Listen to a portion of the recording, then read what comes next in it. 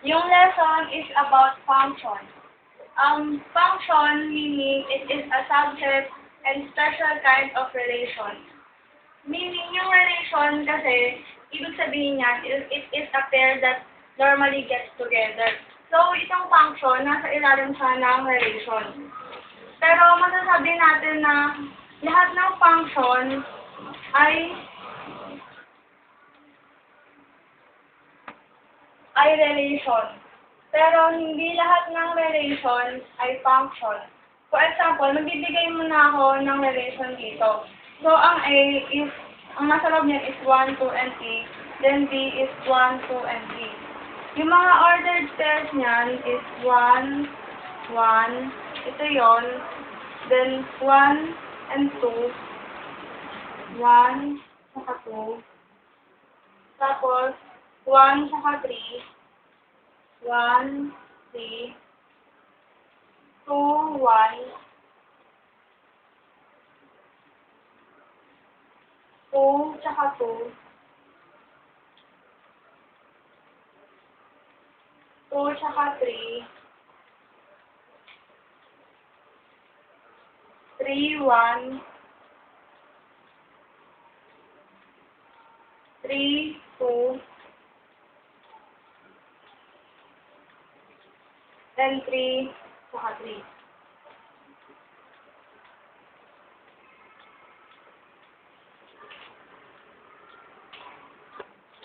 So, hahanapin natin, ipoprove natin na A is related to R. Is related to R. Or rather B. Yan yung sign. So, kapag A is related to B, ibig sabihin niyan, so, kunyari, magbibigay ako ng given, A is equal to B plus 1. Ayan yung hahanapin. So, dito maghahanap ng A. Ito, yung letter A, then ito yung letter B. So, maghahanap ako ng value na kung saan ang A is equal to B plus 1. For example, yung 2 tsaka 1. Isa-substitute natin yung 2 sa A, tapos yung 1 sa B. Then ito, 2 is equals to 1 plus 1. Ayan yun. Ayan yung 2 tsaka 1 na ordered pair. Then, 2 is equals to 2. Yan. Then, pangalawa naman is yung 3 tsaka 2. So, substitute din ulit siya natin. 3 tsaka 2. Tapos, yung A is 3 is equals to 2 plus 1. Then, 3 is equals to 3.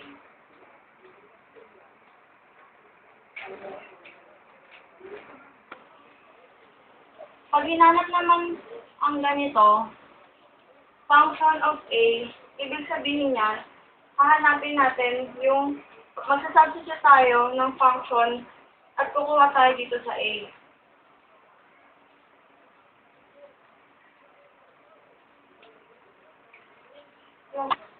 Ito yung hahanapin, function of A is equals to B. So, ibig sabihin niyan, yung A dapat equal siya sa B. So, maghahanap tayo dito ng ordered pairs na equal yung A and B. For example, itong 1 and 1, equal siya. So, ibig sabihin niyan, function of 1 equals to 1. Then, yung pangalawa naman, 2 and 2. Yan, function of A is equals to B, plus, then, 2 is equals to 2. Yan. Yan yung mga examples. Yan yung ibig sabihin yan. So, ibig sabihin, yung A, pag ibig sabihin A is equal to B, then, yung domain ay equal sa range.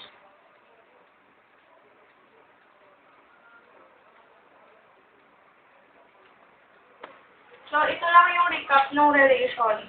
Bali, yung kanina, yung 2 and 1, tsaka 3 and 2, ay times ng relation at function din. Function siya kasi ang, so, i-discuss ko naman ngayon yung properties ng function.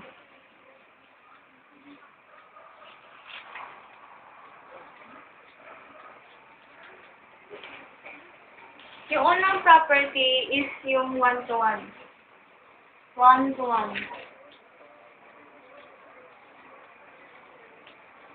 Kunyari, nagbibigay ako ng ordered pair, ng pairs. 1, 2, and 3. Sa kabila naman is A, B, and C. 1-to-1 meaning the range has at most one domain. Ibig sabihin yan, yung range, kailangan isa lang yung part, itong part na to, meron siyang kapartner na isa lang. Kunyari ito. A yung kapartner niya. Then yung 2, letter B yung kapartner niya. Then C. Yan ang 1-to-1. Ibig sabihin, itong 1, iisa lang yung kapartner niya at yun na ay A. Then yung 2, ang partner lang niya ay B. Then 3, C. Hindi pwedeng ang 1 is kapartner niya yung B. Hindi pwede yon kasi ibig sabihin nun, hindi na yon 1-to-1. Then, yung onto naman is yung second property. Ibig sabihin na onto, the range of the function is A. Katulad ng kaninang pair, meron tayong 1, 2, 3, and A, B, C. So, ganun ulit. Dapat, dito naman sa onto, kailangan yung A, B, C, meron silang kapartner na nasa kabila. Halimbawa, yung A, meron siyang kapartner na 1. B, may kapartner na 2. Tapos yung C, may kapartner na 3. Pero kung magkakaroon dito ng D, tapos wala siyang kapartner, hindi na yan onto kasi walang kapartner yung Y. Ito pala is yung X. Sabihin natin na ito yung X, then ito yung Y. So, ibig sabihin dito, yung function, kailangan maging 1-to-1 and onto. Another example is ganito. Pwede rin to.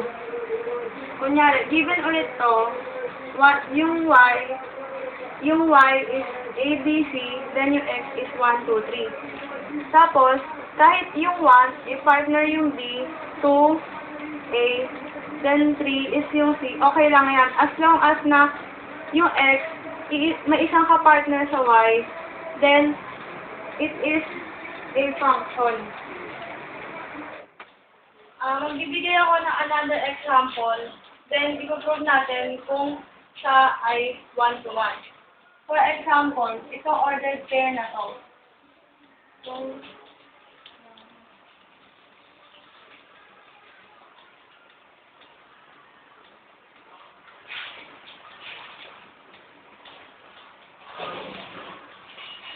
So, ito yung example, 2, 1, 3, 1, 4, 1. Ipaprove natin kung siya ay function. So, isusulat muna natin yung X. 2, 3, 4. Then, 1.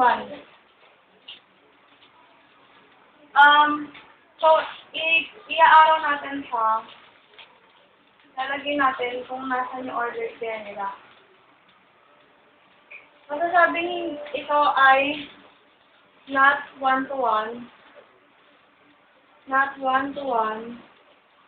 Kasi from the word itself, dapat yung X, kada isang X is merong partner na isang Y. Hindi dapat pare-parehas yung partner nila. Then, ito ay onto. Kasi, walang natirang bakante dito. Kunyari, ito, 2. Kung magkakaroon dito ng bakante at walang ka-partner, dun lang magkakaroon ng onto. Pero ito ay hindi 1-to-1, so it is not a function. It is only a relation. Another example is, given na lang ulit yung kanina, 1, A, 2, B, 3, C, B, tsaka A. Ayan. So, isusulat ulit natin yung mga X. 1, 2, and 3. Then, yung mga letters wherein it is the Y. A, B, C, D, E. So, i-pair up ulit natin sila. Ito yung X, then ito yung Y.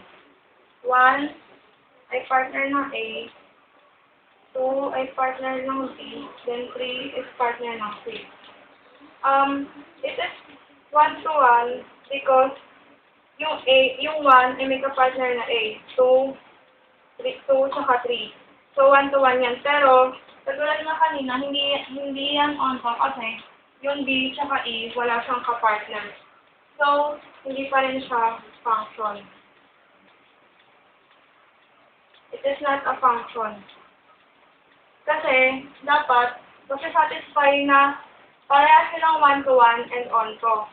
Ito ang perfect example niyan. 1, A, 2, B, 3, C, 4, D. So, kung i-pair up ulit natin sila, at titignan na lang natin, 1, 2, 3, 4, magkakaiba. Yun na lang yung technique kahit hindi na ito gawin. Basta magkakaiba yung X at magkakaiba yung Y. A, B, C, D. Dapat, wala nang, sa Y, walang uulit. Then sa X, wala ding uulit na number.